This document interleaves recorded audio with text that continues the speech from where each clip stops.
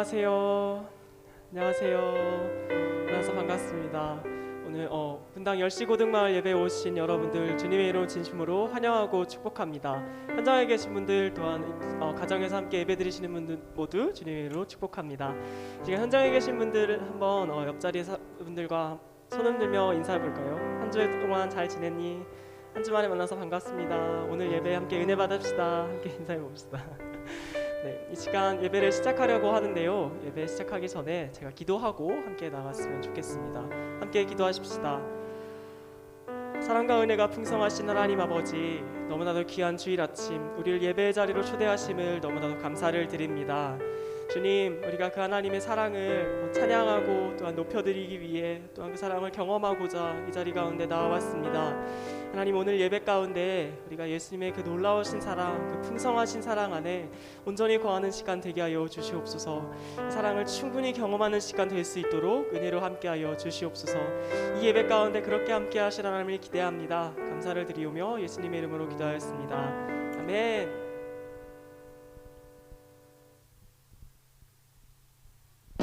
다 함께 자리에서 일어나셔서 박수치며 찬양하며 나아갑시다.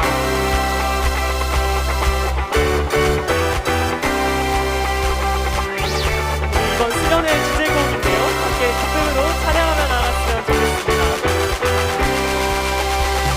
우리가 아직 죄인 되었을 때 세상의 소리를 따랐네. 내 사람 모습 따라 보이는 것 전부란 믿었네. 우리가 아직 죄인 되었을 때 내 욕심을 구했네. 세상의 소망들을 이룬 것 전부란 믿었네. 주님 우리 위해 모든 것 다 버리시고 헛된 것 따라가던 우리에게 새 삶을 주셨네. 주의 나라를 세우는 세대, 세상 속에도 흔들리지 않는 주님의 나라 기도로 세우는 세대, 오직 주님만 따르는 세대, 이 땅 가운데 변하지 않는 주님의 사랑 세상에 전하는 세대.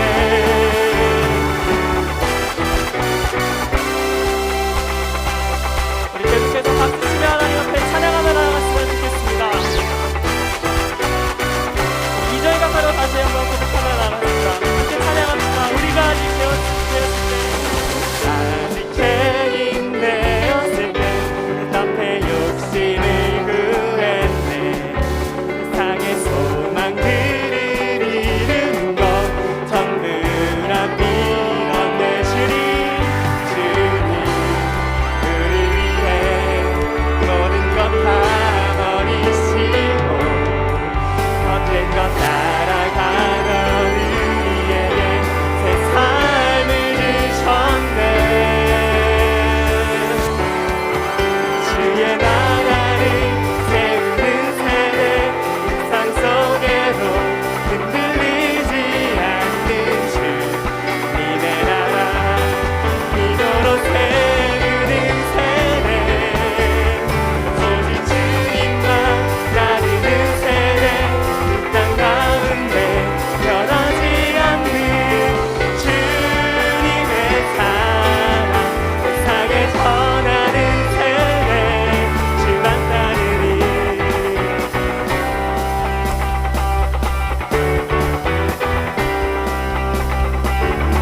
여러분 모두 하나하나가 이 수련의 기간을 통해 하나님의 나라 이 땅에 세워가는 세대가 되기를 소망합니다.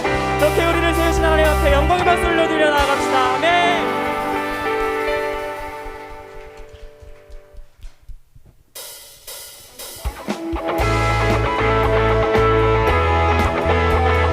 계속해서 박수치면서 우리를 향하신 하나님의 사랑에 보답하며 주님 사랑합니다 고백하며 나아갑시다. 함께 찬양합시다. 갈급한 내 마음, 갈급한 내 마음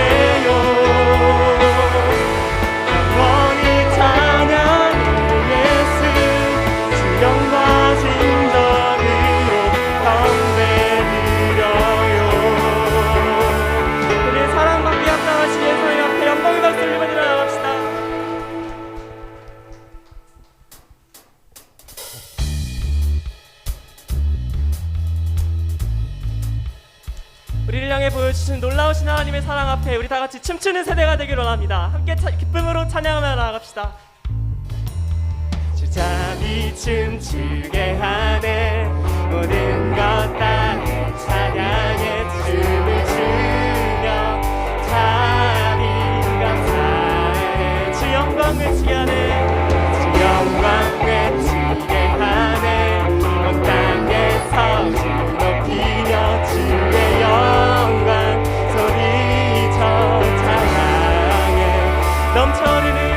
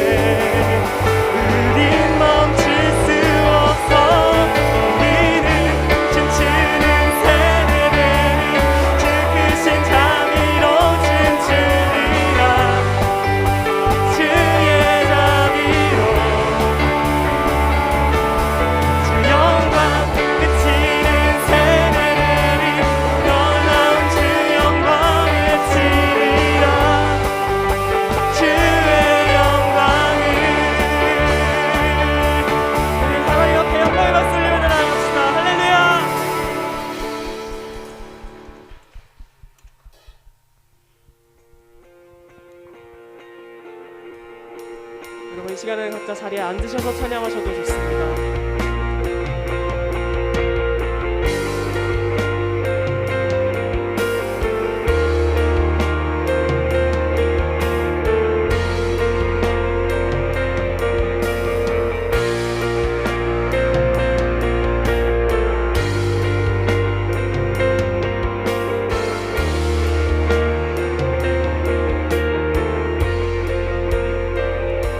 주의 나라가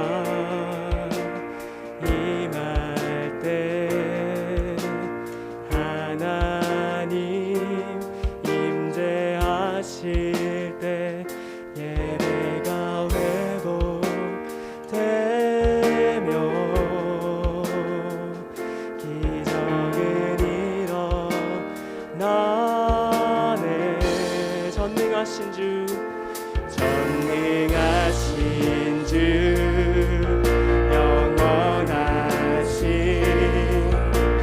능력의 통치자 자유가 선포되어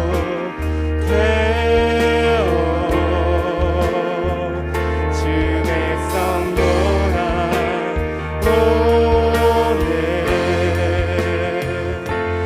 하나님 나라 임하소서.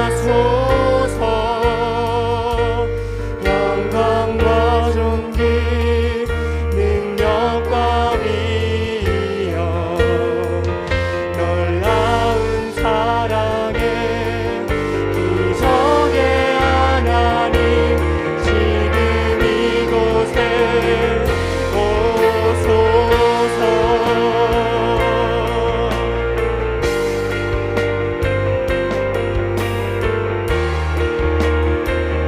처음부터 다시 한번 고백하며 나갑시다. 주의 나라가 임할 때 주의 나라가 임할 때 하나님 임재하실 때 예배가 회복되며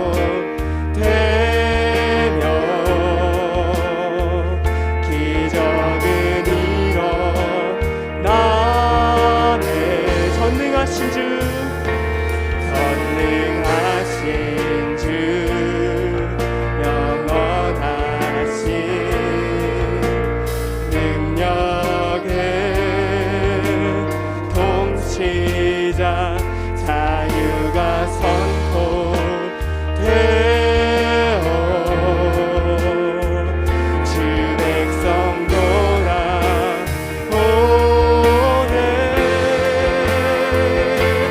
하나님 나라 임하소서.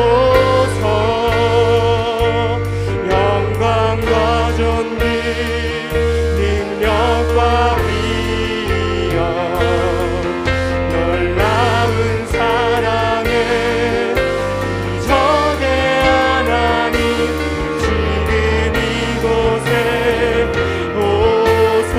한 번 더 고백하며 나갑시다. 하나님 나라 하나님 나라 임하소서. 영광과 존귀 능력과 위엄 놀라운 사랑의 기적의 하나님 지금 이곳에 오소. 우리 다 함께 찬양합시다. 주 높고 위대하심을 높고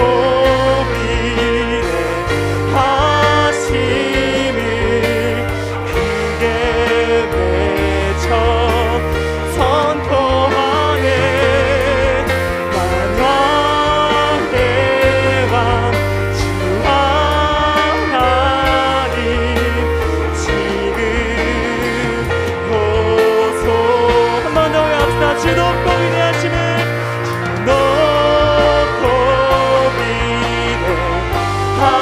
위대하심을 크게 외쳐 선포하네.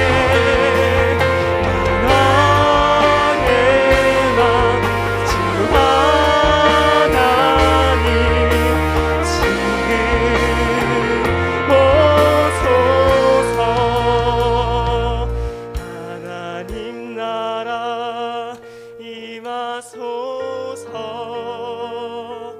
영광과 존귀 능력과 위엄 놀라운 사랑의 기적의 하나님 지금 이곳에 우리 한 목소리로 한 번 더 고백하며 나갑시다. 하나님 나라 임하소서. 나라 임하소서. 영광과 존귀 능력과 위엄 놀라운 사랑의 기적의 하나님 지금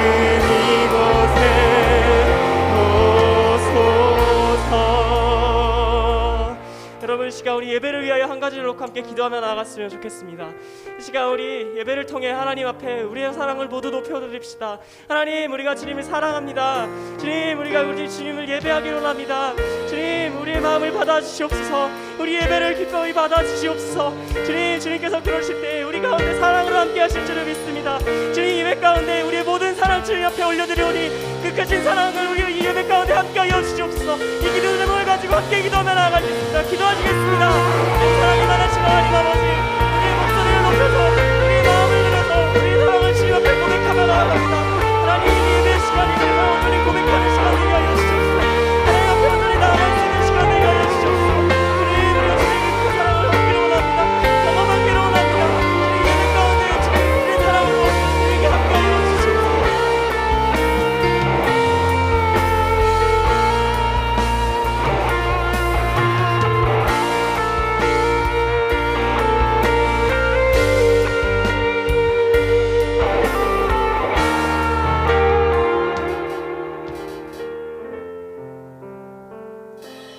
기도하겠습니다. 하나님, 저희가 오늘도 예배드릴 수 있는 자리에 나올 수 있도록 허락해 주셔서 감사합니다. 지금 이 시간 하나님을 구하는 자들에게 성령의 인사를 부어주셔서 이 예배를 통해 이번 주도 살아갈 힘과 지혜를 얻게 도와주세요.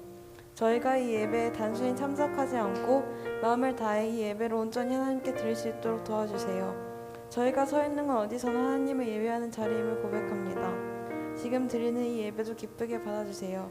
저희를 사랑하셔서 죄인인 저희에게 생명의 양식이신 예수님을 허락해 주심 감사합니다. 저희도 하나님을 사랑해요. 예수님 이름으로 기도했습니다. 아멘.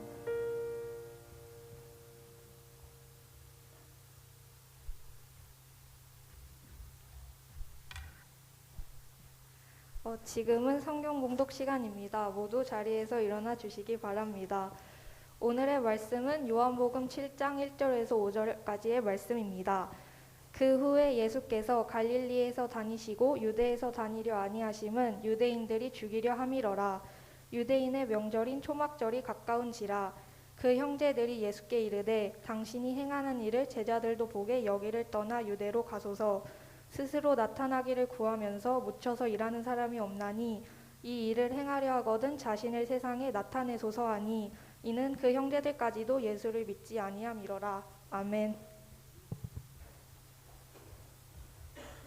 오늘은 이 요한복음 7장 말씀을 가지고 착각하지 마세요라는 제목으로 하나님 말씀 함께 나누도록 하겠습니다. 우리 청소년들이 자주 하는 착각이 있대요. 제가 그래서 한 8가지 정도 준비해왔는데 여러분들은 이런 착각하는지 한번 개인을 점검해 봤으면 좋겠어요. 첫 번째는 새 학기에 먼저 인사하는 이성 친구가 있으면 나한테 관심 있나? 라고 착각한다. 두 번째, 그 친구가 페이스북 친구 신청하면 100%다라고 착각한다. 네, 이런 친구들 있죠. 괜히 먼저 인사하면 나 관심 있나 봐. 세 번째, 내가 너무 예뻐서 친구들이 날 불편한다고 착각한다. 마음만 먹으면 어떤 이성이든 꼬실 수 있다고 착각한다.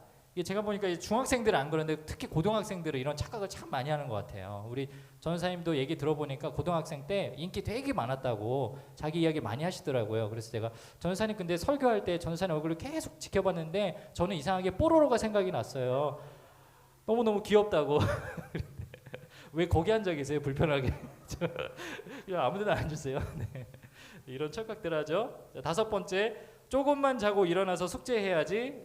그러고서 이제 제가 일어날 수 있다라고 착각하고, 여섯 번째는 잘 오르지 않는 성적을 보면서 내가 머리는 좋은데 노력을 안 해서 그렇다. 조금만 노력하면 금방 성적 오른다라고 착각을 합니다. 네. 고3이 돼보세요. 그게 착각이 아니고 진짜구나라는 이게 절망을 맛보게 됩니다. 일곱 번째, 시험 전날 밤샐 수 있을 거라고 착각한다. 여덟 번째, 공부는 못해도 인간성은 좋다고 착각한다. 네, 이게 사실은 제가 다 착각하던 것들입니다. 우리가 살면서 뭐 이런저런 착각들을 할 수 있는데 중요한 것은 우리가 신앙생활하면서 하나님을 믿으면서 하나님에 대해서 오해하거나 하나님의 어떤 성품이나 하나님이 하시는 일에 대해서 우리가 착각할 수도 있죠. 오늘 왜 우리가 착각하지 마세요라는 설교 제목을 가지고 여러분하고 말씀을 나누냐면, 오늘 우리가 읽었던 이 요한복음 7장에는 예수님에 대해서 오해하고 잘못 알고 있고 그리고 그들이 착각하고 있었기 때문에 궁극적으로는 구원받지 못하는 이 나쁜 일들이 일어났기 때문입니다.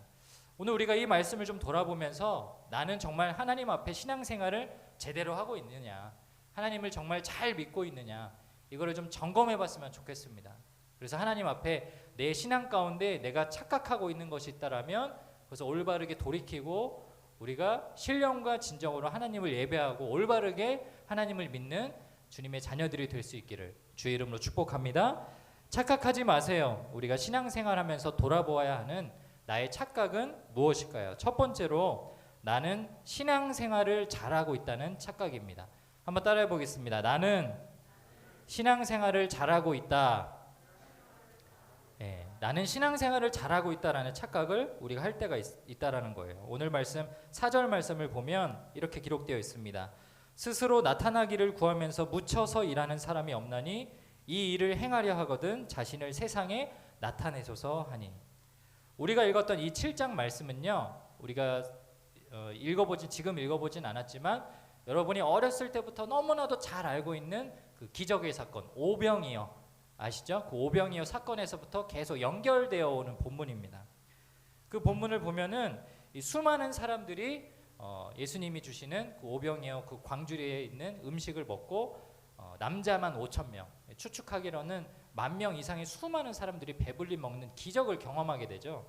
이게 굉장히 유대 사회에서 엄청난 센세이션을 일으킵니다. 그리고 그 뒤로 실제로 수많은 사람들이 더욱더 예수님을 쫓아다니기 시작합니다. 그래서 6장 24절에 보면은 심지어 사람들이 배를 타고 예수님을 쫓아다니는 현상도 나와요. 무리가 거기에 예수가 안 계시고 제자들도 없음을 보고 배들을 타고 예수를 찾으러 가버나움으로 가서. 그래서 이스라엘 지도를 보면 이스라엘 땅덩이 한가운데 사해라는 거대한 이 죽은 바닷물이 있는데 거기가 실제로는 강이지만 바다라고 사람들이 표현을 합니다. 거기에서 돌아다니면서 예수님을 찾아다녔다라는 거죠. 이렇게 찾아온 유대인들 사람들은 어떠한 의도를 가지고 예수님을 만났을까요? 예수님을 찾아왔을까요? 이유는 한 가지였죠. 예수님, 나도 먹여주는 은혜를 베풀어 주세요. 나에게도 그런 기적을 보여주세요. 어떤 흑심을 가지고 자기 욕심을 위해서 예수님을 찾아왔던 사람들이죠. 그래서 예수님은 그들에게 이렇게 따끔하게 충고를 합니다. 6장 26절 말씀, 예수님께서 그 사람들에게 대답하셨습니다. 내가 너희에게 진리를 말한다. 너희가 나를 찾는 것은 내가 행한 표적을 보았기 때문이 아니라 빵을 배불리 먹었기 때문이다. 쉽게 말하면 너희들이 왜 나를 찾아오느냐, 너네들 뭐라도 조금 더 얻어먹으려고, 더 좋은 일 생기려고 나 찾아오는 거 아니냐, 필요 없다. 문전박대하시면서 그들을 내쫓았다는 것이죠. 그리고 나서 이 요한복음 6장을 계속해서 읽어보면 그럼에도 불구하고 이제 남았던 사람들이 있을 거 아니에요. 1차적으로 이렇게 커트를 했는데 이제 그런 사람들을 데리고 이제 진짜 예수님이 어떤 분인지 설명을 해주세요. 그리고 우리가 잘 아는 여러 가지 성경의 비유의 이야기들을 해주시거나 가르침들을 해주시죠. 대표적으로는 6장 말씀에서 뭘 가르쳐 주시냐면 자신이 하나님의 아들이신 것과 자기를 믿으면 구원받을 수 있다라는 놀라운 진리를, 그러니까 복음을 들려주십니다. 그래서 6장 35절에 보면 나는 생명의 떡이니 내게 오는 자는 결코 줄이지 아니할 터이요 나를 믿는 자는 영원히 목마르지 아니하리라. 38절 내가 하늘에서 내려온 것은 내 뜻을 행하려 함이 아니다 나를 보내신 이의 뜻을 행하려 함이니라. 예수님의 자신을 커밍아웃하는 시간이죠. 나는 사실 하나님의 아들이다, 나는 메시아다, 나는 구원자다, 나를 믿으면 구원받는다라는 것을 그때 이제 사람들한테 처음으로 고백을 하신 겁니다. 자, 그러면 우리 상식적으로 생각했을 때 예수님을 좋아서 막 쫓아다녔던 사람들, 기적을 보고 저분은 진짜 뭔가 다른 것 같아 라고 믿으면서 쫓아왔던 사람들이라면 어떤 반응을 보여야 할 거예요? 정말 그러시군요. 제가 그럼 예수님 이제 진짜 믿겠습니다. 따르겠습니다. 그렇게 대답을 해야 될 것 같은데 전혀 다른 대답을 합니다. 6장 42절 보면은 당신은 요셉의 아들 예수가 아니냐, 사람이 낳은 아들이 아니냐라고 따지죠. 그리고 52절에 보면은 유대인들이 서로 다투어 이르되 어찌 이 사람이 자기 살을 우리에게 주어 먹게 하겠느냐, 자신이 생명의 떡이라고 하니까 그걸 거부하는 거죠. 유대인들은요, 그 당시 예수님을 따르던 사람은 예수님이 기적을 일으키는 기이한 분이라는 것을 인정을 했지만 하나님의 아들이라는 것은 받아들이지 않았습니다. 지금 예수님께서 생명의 떡이니 내게 오는 자는 결코 굶주리지 아니하고 영원한 생명을 얻겠노라고 가르쳐 주시는데도 불구하고 그 말씀을 곱씹어보고 이해하고 받아들이려고 하지 않았습니다. 예수님이 어떤 분인지도 알려고 하지 않고 하나님의 아들이라는 사실에도 관심이 없었고 예수님이 하시는 말씀과 가르침을 이해하려고 노력하지 않았죠. 흔히들 청소년기에 신앙생활을 하다 보면 청소년들 시기에 여러분들이 예배를 드리면서 신앙생활을 하면서 스스로 포기하는 현상이 일어납니다. 예를 들면 설교를 하는데 앞에서 목사님, 전도사님들이 너무 어려운 얘기를 하는 거예요. 그러면 자의적으로 판단하는 거죠. 아, 오늘 설교는 도대체 못 들어먹겠네. 이게 도대체 뭔 얘기를 하는 거야.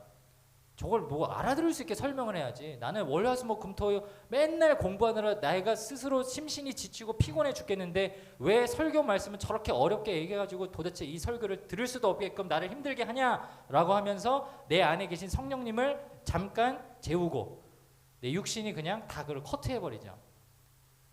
놀라운 것은 오늘 예수님을 쫓았던 사람들의 이 표현하는 그 행동이나 마음가짐이 사실 저와 여러분과는 크게 다를 바 없다라는 거예요. 그리고 가장 큰 문제는 이들이 왜 이렇게 예수님을 부인했느냐면 그 당시 그 사람들의 신앙은 잘못된 교육을 받고 있었기 때문이에요. 이 예수님 당시에 이스라엘 지방 사람들은 유대 사회에서는 성경을 가르쳐주는 사람들이 있었어요. 그 사람들을 대표적으로 우리는 바리새인이라고 말을 합니다. 이 바리새인에 대해서 여러 가지 성경에 대해서 이야기가 나오지만 우리가 바리새인을 잘 알 필요가 있는데 이 바리새인은 히브리어로 페루심이라는 단어에서 파생이 됐어요. 페루심. 이 페루심이라는 히브리어는 분리된 자라는 뜻이 있습니다. separate. 그래서 내가 예수 안 믿는 사람들과 우리는 좀 다르다. 하나님 믿는 사람들은 조금 다르게 살아간다. 이런 것을 보여주기 위한 그런 신앙 행위를 많이 했어요. 그래서 철저하게 바리새인들은 겉으로 보여지는 신앙 행위에 초점이 있었습니다. 성경을 여기에 있는 모든 성경의 말씀을 구약 성경을 다 줄줄이 읽고 외우고 그리고 모세 오경에 기록되어 있는 하나님이 가르쳐 주신 율법을 다 이렇게 분리를 해가지고 이거는 지켜야 하고 이거는 지키지 말아야 한다. 이렇게 딱 두 가지로만 나눴어요. 그러다 보니까 극단적인 가르침을 하는 거죠. 우리가 강조하는 율법을 지키면 칭찬해주고 우리가 강조하는 율법을 너네가 혹시나 어기면 그 사람들을 정죄하고 비난하는 일을 하는 겁니다. 근데 우리가 신앙생활할 때 우리가 2000년대를 살고 있지만 우리도 비슷한 착각을 할 때가 있어요. 눈에 딱 봤을 때 아, 저 사람이 예배를 잘 드린다. 저 사람은 예배 빠지지 않고 나온다. 기도를 열심히 한다. 이런 겉모습을 보고 행위를 보고 저 사람은 굉장히 신실할 것 같아. 하나님이 사랑하시는 사람 같아. 이렇게 딱 단정 지어버리죠. 반대로 예배 때마다 늘 고개 푹 숙이고 있고 뭐 잠자고 수련회 그런 거 왜 가나요? 이렇게 불평불만하는 애는 계속해서 쟤는 하나님 믿지도 않고 신앙생활 제대로 하지도 않는 애라고 우리 스스로 정죄할 때가 있습니다. 근데 여러분 정말 눈에 보이는 행위를 잘하고 있으면 그 사람이 예수 믿는다라고 우리는 단정 지을 수 있을까요? 목사님 얘기를 좀 해보려고 해요. 사실은 부끄러운 얘기인데 목사님은요 여러분들과는 조금 다르게 신앙생활을 굉장히 힘들게 했습니다. 이유는 한 가지였는데 목사님이 중학교 1학년 때부터 고등학교 2학년 때까지 다니던 교회가 개척교회였어요. 그리고 목사님 포함해서 모든 그 교회에 나와서 예배를 드리는 모든 그 성도님의 숫자가 아이들까지 포함해서 42명 정도밖에 안 되는 이렇게 작은 교회를 섬겼습니다. 청소년부 예배를 드리면요, 이제 어른 예배 드리기 전에 1시간 전에 청소년부 예배를 드리는데 담임 목사님 첫째 딸 그리고 저희 누나 셋이 청소년부예요. 그 청소년부 선생님은 다른 집사님 1명 이렇게 모이면은 딱 4명이 모여가지고 예배를 드려요. 이게 청소년부 예배인 거예요. 제가 거기서 막 찬양 인도하고 막 그랬었어요. 그러다 보니까 이제 교회를 다니는데 청소년기에 내 친구들은 어디 큰 교회 다니면서 막 되게 많고 막 밤마다 선생님도 계시고 뭐 한 번에 모이면은 막 뭐 100명, 200명 이렇게 모이는 곳에서 예배 드리고 막 크리스마스나 무슨 행사 있으면은 무슨 밤 한다고 그래가지고 교회 가보면 막 진짜 사람들이 바글바글하고 막 이쁘고 뭐 잘생긴 사람도 되게 많은 거예요. 그래서 너무 부러운 거죠. 어렸을 때보다 날 그게 불만이었어. 왜 도대체 우리 엄마는 이렇게 조그만 교회를 다녀가지고 이게 청소년부라고 이거 뭐 맨날 지지다 볶고 싸우는 우리 누나하고 담임 목사님 따라고 이게 셋이 무슨 청소년부냐 막 이러면서 불만이 있었죠. 그래서 저희 엄마가 저를 불쌍히 여겨가지고 고등학교 1학년 때 엄마하고 친한 어떤 집사님이 그 다니시는 교회에 저를 수련회를 보내줬어요. 거기는 청소년이 한 100명 정도 모이는. 너무 기뻤어요. 그리고 이제 거기서 신앙생활 할 수 있게 해주겠다. 내 앞으로 거기서 그냥 네가 버스 타고 다녀서 거기서 다녀라. 아 좋다. 다니겠다. 근데 이번 수련회는 안 가고 수련회 끝나고 가겠다. 이 수련회 처음부터 이 뭐라 해야 되죠? 새 친구로 교회 왔는데 새 친구로 온 날부터 수련회 가면 좀 이상하잖아요. 뭐 좀 아닌 거잖아요, 그죠? 그리고 저는 저 고등학교 1학년 때 그때가 99년도인데 그 당시 유행하던 게 뭐였냐면은 노란색으로 머리를 염색하는 게 유행이었어요. 그래서 제가 고등학교 1학년 때 학기 중에 엄마랑 약속을 했습니다. 내가 방학만 하면 노란색으로 머리를 염색을 하겠다. 네가 무슨 학생인데 염색을 하냐? 아 나는 해야겠다. 한 번만 저 방학 때니까 좀 허락을 해달라. 그래가지고 고등학교 1학년 여름 방학 때 방학식 하는 날 바로 노란 머리 염색을 했거든요. 그러고서 교회를 갔어요. 어떻게든 수련회를 가지 않으려고 버티고 버텼는데 수련회를 가야지 그 교회 다닐 수 있게 해주겠다라고 엄마랑 이렇게 약속을 해가지고 갔습니다. 웬일 그 교회 입장에서 그 교회 입장에서 생각을 해보세요. 이게 너무 당황스러운 거예요. 오늘 애들아, 오늘 우리 교회에 새 친구가 한 명 온대. 그 친구가 수련회부터 함께한대. 와, 걔 되게 성령 충만하고 되게 은혜 막 가득하고 그런 애인가 보다라고 했는데 웬일 저기서 노란 머리 하는 게 이렇게 오는 거예요. 사람들이 그때부터 저를 약간 쟤는 뭐지? 제 일진인가? 날라리인가? 자퇴생인가? 온갖 상상을 하면서 이제 저한테 말을 못 붙이는데 이 노란 머리 들이는 게 유행이어가지고 우리 동네에는 노란 머리가 굉장히 많았는데 하필 그 교회는 아무도 없는 거예요. 나만 노란 머리인 거야. 그러고서 수련회를 갔어요. 여러분 지금 수련회는 우리 지구촌교회 수련회는 얼마나 좋습니까? 예? 지금 우리 현장에 못 간 지 2년 정도 됐지만 막 가면은 막 식사도 맛있는 거 주고 좋은 시설 뭐 피닉스 파크 이런 데 가고 막 강사님 와서 막 성경 공부도 막 책자 만들어져 막 컬러풀하고 뭐 목자님이 핸드폰으로 보는 영상도 굉장히 좋잖아요. 그 당시는요 진짜 수련회 간다 그러면은 자기 몸뚱아리만한 성경책 들고 가야 돼요. 가방 검사에서 성경책 없으면 다시 들려보냅니다. 그 시대 때 수련회 제가 따라갔어요. 아니나 다를까 첫째 날부터 밥 먹어야 되는데 암송하라는 거예요. 암송을 못하면은 뒤로 다시 가서 줄 서가지고 암송할 때까지 어떻게든 암송을 해야지 밥을 주는 그런 시스템. 제일 짜증나는 건 아침에 일어나자마자 7시에 깨우더니 당장 일어나서 큐티하래. 너무 힘든 거죠. 너무너무 싫은 거예요. 그리고 수련회 때 가장 힘든 때가 언제입니까? 둘째 날 저녁. 아, 이 둘째 날 저녁 집회는 내가 어렸을 때부터 신앙생활 했지만 이건 진짜 뭐 거의 뭐 목숨을 내놓고 정말 힘들게 너무 그 시간이 힘들지 않습니까? 둘째 날 저녁에 집회를 하는데 그날 하필 거기 강사로 오신 분이 누구였냐면은 원 베네딕트 선교사님이라고 예전에 예수전도단에서 그 유스 사역 하시던 분인데 이분 설교 스타일이 뭐냐면 너네 왜 이렇게 죄 짓고 사냐? 똑바로 살아라. 하나님이 너네 죄 때문에 예수 그리스도가 십자가 못 박게 하셨다. 막 애들 막 눈물 쏟게 하고 막 그래서 막 애들 다 회개할 때까지 회개시키고 노란 머리 안에 뭐 이어폰 끼고 있는 이런 애들 불러다가 막 작정하고 막 기도시키고 이런 분이거든요. 그분 눈에 누가 보였을까요? 딱 보이는 거예요, 제가. 딱. 아니나 다를까 강사님이 계속 무슨 설교를 하다가 죄에 대한 얘기를 할 때마다 저를 계속 손가락질을 제 쪽으로. 여러분 회개해야 된다고. 여러분의 육신의 그 욕심들 버렸는데 자꾸 손가락이 나한테 오는 거예요. 그때마다 불편해가지고 내가 수련회 끝나고 간다니까 너무너무 힘들었는데 제 생각에는 그때 당시 수련회 가셨던 그때 모든 선생님들, 학생 임원들, 목사님이 작정을 한 것 같아요. 야 오늘 이번에 새 친구로 오네. 보통이 아닌 것 같다. 이번 수련회 때 잡자. 얘 이날 변화시키지 못하면 1년 동안 신앙생활 힘들다. 얘 붙잡자. 오늘 어떻게든 변화시킨다. 이분들이 작정을 한 거죠. 아니나 다를까 강사님이 설교 마치고 딱 내려갔었는데 목사님이 딱 올라오자마자 기도 인도하시면서 쫙 이렇게 막 뜨겁게 끌어가시는 거예요. 여러분 수련회 때 항상 하는 기도 있죠. 뭐예요? 회개 기도 시키는 거. 이 목사님 회개 기도를 시키는데 처음에는 되게 점잖게 시키셨어요. 여러분의 죄 때문에 예수님이 십자가에 지시지 않았냐고. 우리가 회개해야 된다고. 이 시간 하나님 앞에 진정으로 회개하자고. 주여 하고 회개하는데 뭐 제가 하겠습니까? 저같이 완악한 사람이. 그리고서 고개를 쳐박고 기도하는 척을 하고 있었는데 목사님에게 성이 안 차는 거예요. 지금 회개하지 않는 영혼이 있는 것 같다고. 하나님이 여길 지켜보시는데 어떻게 두 눈 부릅뜨고 계시는데 그 완악한 그런 잘못된 마음을 당장 회개하라. 입술을 열어서 회개할 때까지 우리 기도할 거라고. 다시 한번 기도하겠습니다. 그러는 거예요. 뭐 뒤에서 이제 막 선생님들이 막 울면서 막 난리가 났어요. 근데 옆에 있는 애가 갑자기 울면서 막 회개기도를 하는 거예요. 말을 못할 정도로 아버지 잘못했어요, 잘못했어요. 그러길래 이제 진짜 다 회개기도 하는구나. 나도 해야겠다. 어쩔 수 없이 저도 했죠. 하나님 죄송합니다, 잘못했습니다. 저는 지난주에 야동을 보았고 막 이렇게 하고 있는데 옆에 애가 엄청 울었던 애 있죠. 걔가 엉엉 울면서 기껏 울음을 삼키면서 한다는 말이 제가 제 동생을 너무 미워했어요. 갑자기 화딱지가 나는 거야. 나는 막 이런 겉으로 보이는 어떤 죄악을 얘기했는데 뭐 동생 미워했다 이런 얘기하는데 막 가짜는 거예요. 그때부터 약간 진짜 마음이 팍 상했어요 제가. 그리고 마음이 진짜 그때 딱 돌처럼 굳어져가지고 나 오늘은 절대 변하지 않을 거야라는 그 자세와 이 마음가짐을 가지고 버텼습니다. 그리고 수련회 이 둘째 날 기도의 하이라이트가 됐어요. 안수기도 시간.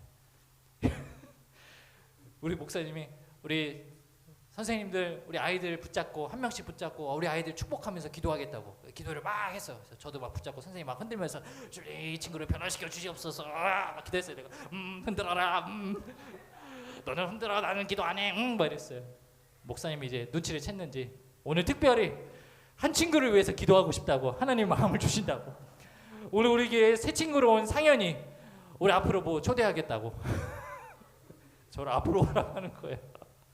앞에 끌어앉히더니 선생님들 다 오시라고 저도 내려가서 기도하겠다고 목사님이 제 머리에 손을 탁 얹고 선생님들 제 몸을 붙잡고 막 그때부터 흔들어라 막 하면서 기도가 너무 힘들어가지고 막 이미 마음도 상할 대로 상했고 막 속에서 막 도대체 내가 수련회 안 간다 그랬잖아 우리 엄마 왜 가라 그래가지고 이게 막 온갖 짜증이 정말 발끝에서부터 쫙 올라오는 거예요. 그 짜증이 다 올라오는 순간 나도 모르게 이렇게 고백했어요. 짜증나. 근데 사람이 이렇게 감정을 표현하니까 이게 제가 되게 격해져가지고 짜증나 하면서 울어버린 거예요. 이분들이 놀란 거야. 얘가 우네? 얘가 회개하네? 얘가 변화됐네? 그때부터 막 신나가지고 막 저를 끌어안고 막 울면서 저는 막 짜증나가지고 짜증나 집에 가고 싶다고 막 우는데 하나님이 혹시 너를 사랑하셨어? 막 그래서 막 다 안아주고 막 한 명씩 다 안아주고 막 난리가 난 거예요. 그래서 이제 찬양팀 막 셀레브레이션 하죠. 갑자기 어깨동무하고 찬양하세 막 이러고 너무너무 힘들어가지고 정말 그 다음 날까지 버티면서 집에 들어오자마자 엄마한테 그랬습니다. 나 이 교회 안 나갈래. 고등학교 1학년 때 있었던 일이에요. 저는 초등학교 5학년 때 예수님이 나의 구원자라는 사실을 머리로 믿었습니다. 그리고 그분을 인정했고요. 그리고 초등학교 5학년 때 심지어 방언도 체험했어요. 근데 제 안에 정말 인격적으로 예수님이 나를 위해 죽으셨다는 그 사실이 머리로는 믿어지지만 마음으로는 못 믿은 상태로 시간이 흐른 거죠. 그리고 고등학교 1학년 때도 수련회 때도 주일 예배 때도 그 기회가 있었지만 저는 그걸 거절했습니다. 여러분 그러면 제가 예수 믿는 사람일까요?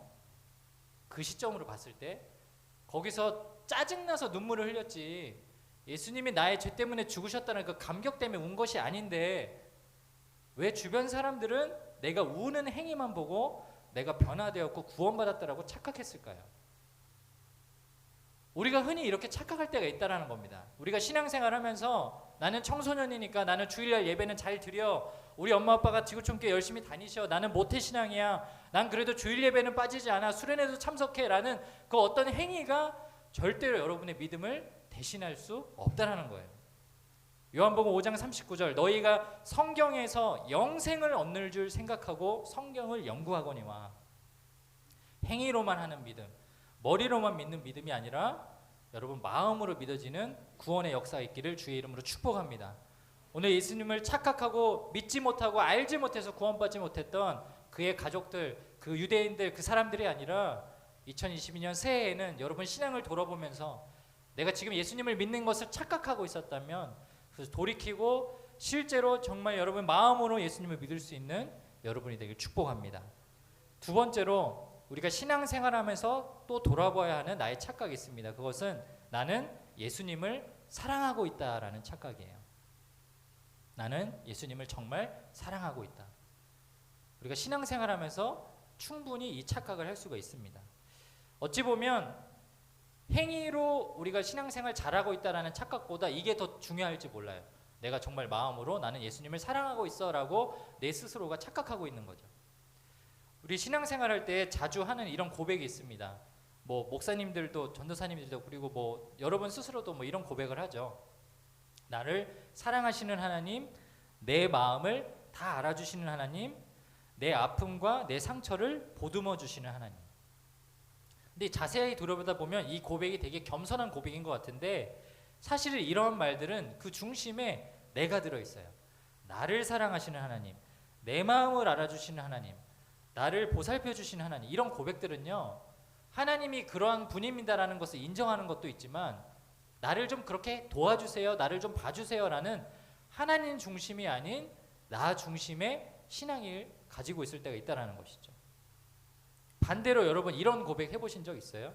하나님, 제가 하나님만큼은 아니지만 하나님을 사랑합니다. 하나님, 제가 하나님만큼은 안 되지만 하나님 마음을 알기를 원합니다. 하나님, 제가 하나님이 세상을 보실 때 안타까워하시고 탄식하시는 그 마음을 저도 조금이라도 깨닫기 원합니다. 내 마음이 아니라 하나님 마음을 알아주려고 노력하는 기도를 해본 적이 있느냐는 거예요. 오늘 말씀에 이 7장을 시작하면서 성경책을 가져온 친구들은 알 텐데요. 이 7장 위에 보면 조그만 소제목으로 이렇게 쓰여져 있습니다. 형제들까지도 예수를 믿지 아니하더라. 형제들까지도. 맞아요. 예수님하고 앞만 붙어 있어도요, 예수님을 사랑하지 않을 수 있어요. 예수님을 아무리 쫓아다니는 제자라고 할지라도요, 예수님을 사랑하지 않을 수 있어요. 그렇다면 같은 논리라면 우리가 주일날 이렇게 한 번 예배드리는 것만으로 감히 예수님을 사랑한다라고 확신을 할 수 있을까요? 오늘 7장 3절과 4절에 보면 실제로 예수님이 이런 이야기를 합니다. 예수님의 동생들이 예수님께 이렇게 말하였다. 여기를 떠나 유대로 가십시오. 그래서 형님이 하시는 일을 제자들도 보게 하십시오. 왜 이런 말을 했을까요? 동생들이 예수님이 지금 스타가 됐거든요. 예수님이 오병이어 기적을 일으키고 수많은 사람들이 자신을 따라다니거든요. 예수님이 어떤 힘이 있는 것 같거든요. 그러니까 예수님이 잘 나가면, 예수님이 잘 되면 동생인 나에게도 어떤 콩고물이 떨어지겠지, 나도 뭔가 잘 되겠지라는 바람이 있는 거죠. 예수님을 사랑하는 이유가 예수님 때문에 내 인생이 잘 될 수 있을 거라는 보상, 그것 때문에 쫓아다니고 있었다는 거예요. 그러면서 4절에 말하기를 세상에 알려지기를 바라는 사람치고 자기가 하는 일을 숨기는 사람은 없습니다. 형님, 예수님, 이제 좀 드러나게 본인이 더 이렇게 활동을 하시죠? 그러나 이 나쁜 마음, 그들의 욕심으로 가득 찬 이 마음을 예수님의 이미 알고 계셨습니다. 바로 뒤에 5절에 이렇게 말씀하시죠. 그들이 이렇게 말한 것은 예수님의 친형제인 그들도 예수님을 믿지 않았기 때문이다. 맞아요. 유명해진 형님, 유명해진 예수님 덕을 볼 생각만 하고 있었던 것입니다. 그들은 지금 한참 영향력을 끼치고 있는 예수님의 유명세를 사랑했습니다. 그러나 예수님 자체는 사랑하지 않았어요. 수많은 기적을 일으키는 예수님의 능력은 사랑했습니다. 그러나 본질이 하나님이신 예수님 그 자체를 사랑하지 않았습니다. 자신들이 들어보지 못한 놀라운 예수님의 가르침은 사랑했습니다. 그러나 그들이 깨달아야 할 진짜 지금 그들이 받아들여야 할 복음의 말씀, 진리의 말씀은 사랑하지 않았습니다. 그렇기 때문에 예수님으로부터 멀어진 것입니다. 근데 저와 여러분도 그럴 때가 있지 않습니까? 내가 얼마나 허물이 많고 죄인인지는 잊어버리고 아무 이유 없이 나를 찾아오셔서 나를 위해서 십자가에 못 박히신 예수님은 잊어버리고 나를 위해 물과 피를 다 쏟으신 예수님 거절하고 지금 그저 나에게 조그만 기적이라도 조그만 도움이라도 달라고 성적 오르게 해달라고 우리 집 잘 살게 해달라고 건강하게 해달라고 그냥 내 육신의 욕심을 위한 기도 제목만 하나님께 올려드리고 있다면 우리는 감히 예수님을 사랑한다고 말할 수 없는 것이죠. 그래서 예수님께서는 마태복음 16장 24절에 예수님을 사랑하는 자들이 어떻게 살아가야 하는지 이렇게 말씀합니다. 한번 읽어볼까요? 시작. 이에 예수께서 제자들에게 이르시되 누구든지 나를 따라오려거든 자기를 부인하고. 예수님이 한 가지 말씀하세요. 자기를 부인하고. 자기를 부인한다는 말은 뭐 여러 표현이 있지만 쉽게 말하면 이겁니다. 내 욕심을 내려놓는 겁니다. 내 권리를 내려놓는 겁니다. 예수님 때문에 나 자신을 비우는 겁니다. 그리고 그 비운 곳에 하나님이 부어주시는 사랑으로 가득 채우는 것, 그게 진정 예수님 사랑하는 것이라고 말할 수 있는 것이죠. 마지막 한 가지 이야기를 들려드리고 같이 기도했으면 좋겠습니다. 목사님이 2006년부터 2008년까지 이곳에서 여기 분당 대학지구에서 목자로 봉사를 했습니다. 2008년 제가 목자 2년차 되던 해에 대학지구에 처음으로 청소년 지구에서 올라오는 새내기들로만 구성한 새내기 목장을 만들자라고 해가지고 새내기 목장을 만들었는데 그 목장에 제가 목자가 되었어요. 전도사님이 네가 신학생이니까 네가 한번 잘해봐라 그래가지고 제 목자를 맡았거든요. 제가 그때 나이가 26살이었고 그때 이제 8, 9 또래가 되는 학생들이 저희 목장에 들어왔어요. 그리고 그분들 중에 심지어는 여기 분당 고등마을에서 목자로 봉사하신 분들이 계세요. 성한솔 목자님, 류명월 목자님, 강지백 목자님 뭐 이런 분들. 여기 이제 그분들이 20살 됐을 때 제가 대학지구 목장에 제가 목자가 된 거예요. 이 청소년 지구는 이 목자님들이 먹을 거 있으면은 여러분들이 청소년이니까 사주잖아요, 그죠? 뭐 피자도 사주고 뭐 어디 교제하면 다 목자님들이 이렇게 쏘잖아요. 근데 대학지구는 안 그래요. 대학지구는 목자하는 대학생도 이 직업 전선에 뛰어든 사람이 아니다 보니까 경제 활동이 없었다 보니까 용돈 받아 쓰는 사람들이니까 이렇게 같이 더치페이를 합니다. 근데 제가 이제 새내기 목장을 받으니까 그 어려움이 있는 거예요. 그 전에는 이렇게 연령대가 다 섞여져 있어가지고 20살짜리가 이렇게 올라와도 이렇게 설명이 다 됐어요. 근데 지금 다 20살 아이들 6명에 저 목자 하나 있으니까 얘네들이 왜 목자님 저희 안 사줘요? 오늘 목장 모임인데 왜 아무것도 없어요? 과자도 없어요? 오늘 그냥 목장 모임이에요? 애들 이런 거예요. 야, 하나님의 말씀이 있잖아. 배고파요.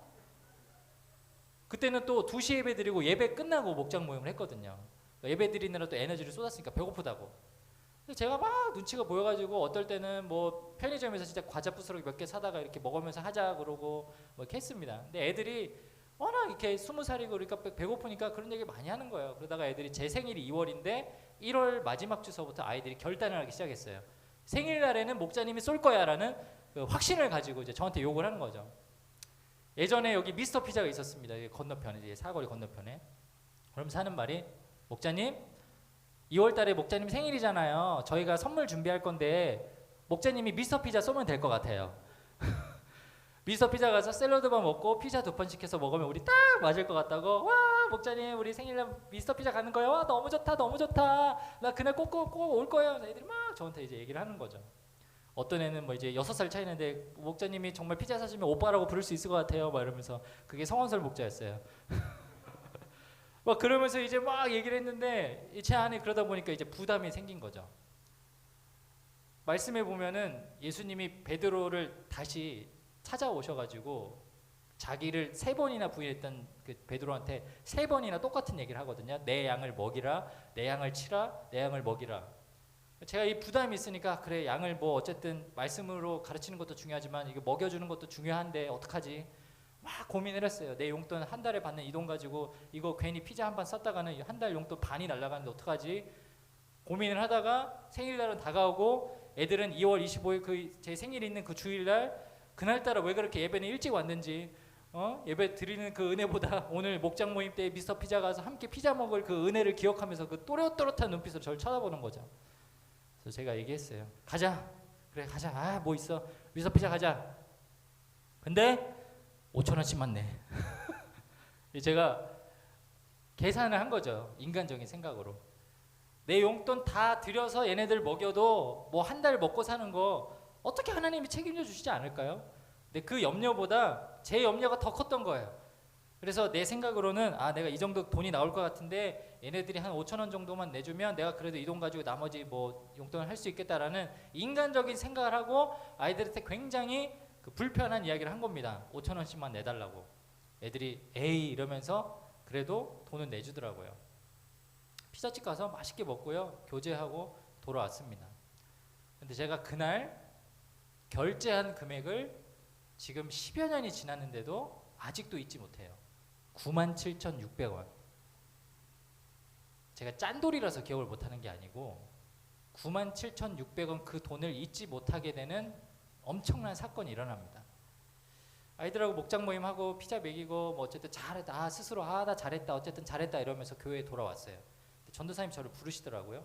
그러면서 하는 말이 우리 교회 권사회에서 매년 신학생 한 명을 선정해가지고 장학금을 준다. 매달 10만 원씩. 1월은 누구를 할지 몰라가지고 고르다가 넘어갔고 2월 달부터 널 해주기로 했다라고 하면서 저한테 봉투를 딱 쥐어주시는데 거기 애들 먹이려고 제가 준비했던 현금 10만 원이 딱 들어가 있는 거예요. 여러분 제가 그걸 받아든 순간에 정말 이게 그 표현 있죠. 쥐구멍이라도 숨고 싶다. 저쪽 복도였던 것 같아요. 그걸 받아든 순간에 이게 막 전도사님은 정말 축하하면서 밝은 얼굴로 저한테 봉투를 쥐어주지만 그걸 받는 제 심정은 죽을 것 같은 거예요. 하나님 앞에 너무너무 부끄러운 거예요. 그 작은 물질 하나 이거 하나도 내가 하나님 앞에 이것도 드리기 싫어서 치사하고 야갓발적에 5천 원씩 달라고 외쳤던 저의 그 목소리 한마디가 생각이 나면서 온갖 부끄러움이 다 올려드는 거죠.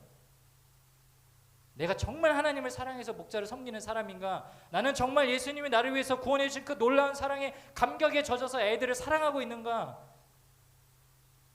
제가 너무 부끄러워지더라고요.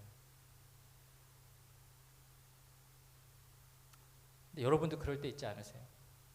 불현듯 살아가다가 여러분의 너무 이기적인 모습, 세속적인 모습을 바라볼 때 내가 정말 예수님을 사랑하고 있다라고 고백하기에 너무 부끄러울 때가 있지 않으세요?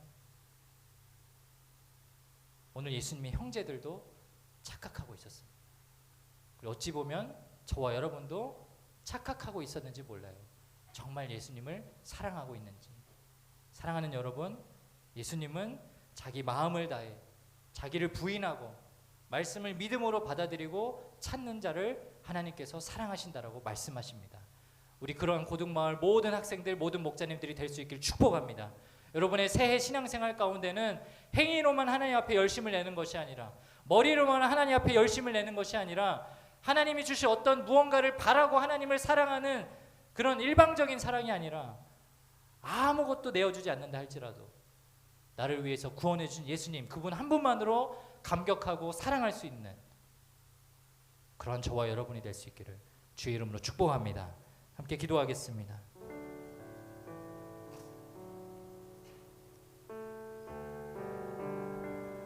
우리 이 시간 함께 여러분 자신을 돌아보면서 이렇게 기도했으면 좋겠습니다. 하나님, 그렇습니다. 제 자신을 바라볼 때 저는 여전히 주님 앞에 부끄러운 모습들이 많이 있습니다. 예수님을 잘 믿는다고 하면서 그 믿음의 기준은 나의 행위에 있었습니다. 예수님을 사랑한다라고 하면서 말뿐인 고백을 했었습니다. 혹시 그런 친구들이 있다라면 이 시간 정말 주님 앞에 이렇게 간절히 기도했으면 좋겠습니다. 하나님, 제가 겸손한 마음으로 제 자신을 부인하면서까지 하나님을 사랑하는 주의 자녀가 되게 하여 주시옵소서.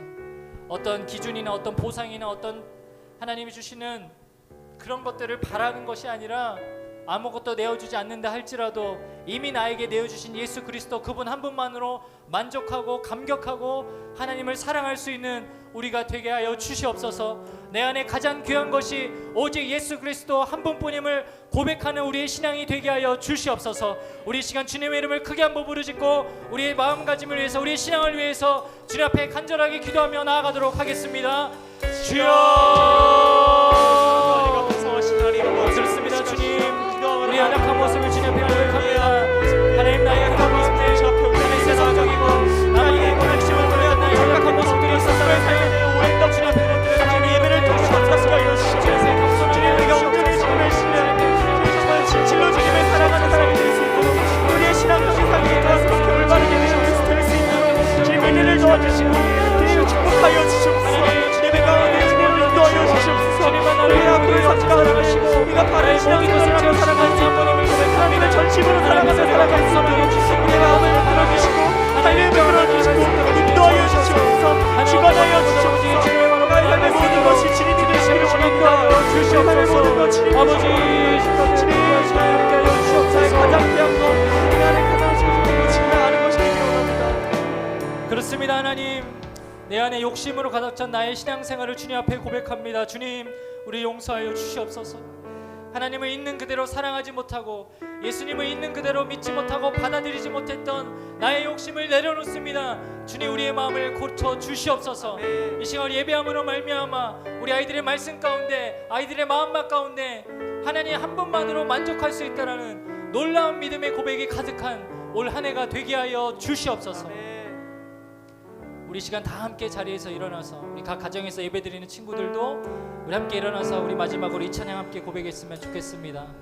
우리 마음의 고백입니다. 하나님, 내 안에 가장 귀한 것 예수 그리스도를 알미입니다.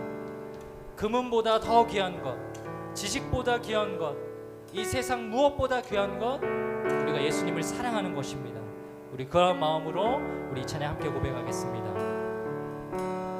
내 안에 가장 귀한 것 예수를 알미라.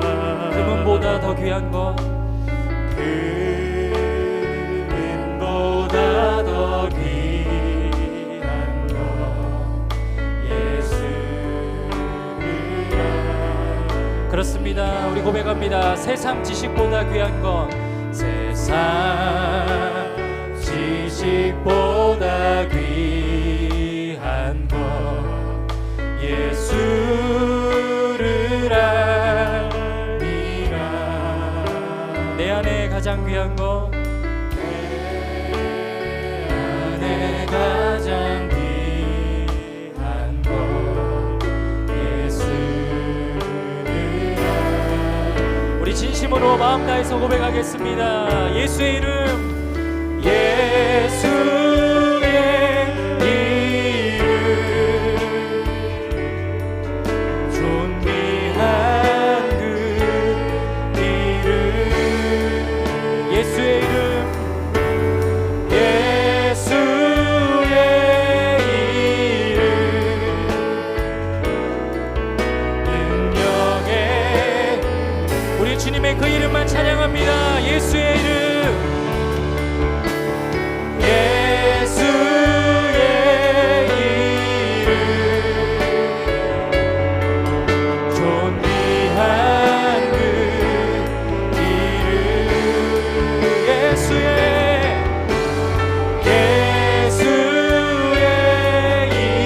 이름 능력의 그 우리 마지막으로 한 번 더 고백합니다. 예수의 이름, 예수의 우리 존귀하신 주님의 이름을 찬양합니다. 주님만 사랑하고 주님만으로 만족하는 우리가 되게 하여 주시옵소서. 예수의 이름 능력의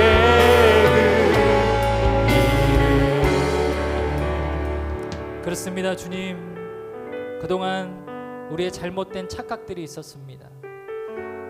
내가 주님 앞에서 열심히 신앙생활하고 있다고, 입술로는 하나님을 사랑한다고 고백하고 있다고, 내 삶과 내 마음가짐은 뒤로 내버려둔 채 그렇게 잘하고 있었다라고 우리가 착각했습니다. 그러나 주님, 오늘 이 요한복음 7장의 말씀을 들여다보며 우리가 이들과 달라져야 한다는 것을 깨닫게 해주셨습니다. 주님, 이 말씀을 마음에 새기길 원합니다. 내가 주님 앞에서 정말 마음으로 주님을 사랑하는 자, 내 손에 쥐어지는 어떠한 혜택이 없다 할지라도 예수님을 부인하지 않고 따라갈 수 있는 자, 평생 변하지 않고 주님을 신뢰하고 나아가는 주의 자녀들이 되게 하여 주시옵소서. 그래서 2022년 우리가 이 한 해를 보내면서 코로나 상황 가운데 우리의 주변에 흐트러지는 여러 가지 시험과 어려움들 가운데 우리가 변하지 않고 하나님을 사랑했노라고 고백할 수 있는 우리 모두가 되게 하여 주시옵소서. 이제는 우리 주 예수 그리스도의 은혜와 하나님의 사랑과 성령의 교통하심이 오늘 말씀을 들으며 나의 신앙생활을 다시 한번 돌아보며 내가 주님 앞에서 행위와 자랑으로 하지 아니하고 하나님을 믿는 믿음과 순전한 마음과 겸손한 마음과 자기 부인으로 나아가기로 결단하는 우리 고등마을의 모든 학생들 위해, 모든 목자님들을 위해, 그들의 직장과 모든 환경 위에 이제로부터 영원까지 함께 하시기를 간절히 축원하옵나이다. 아멘.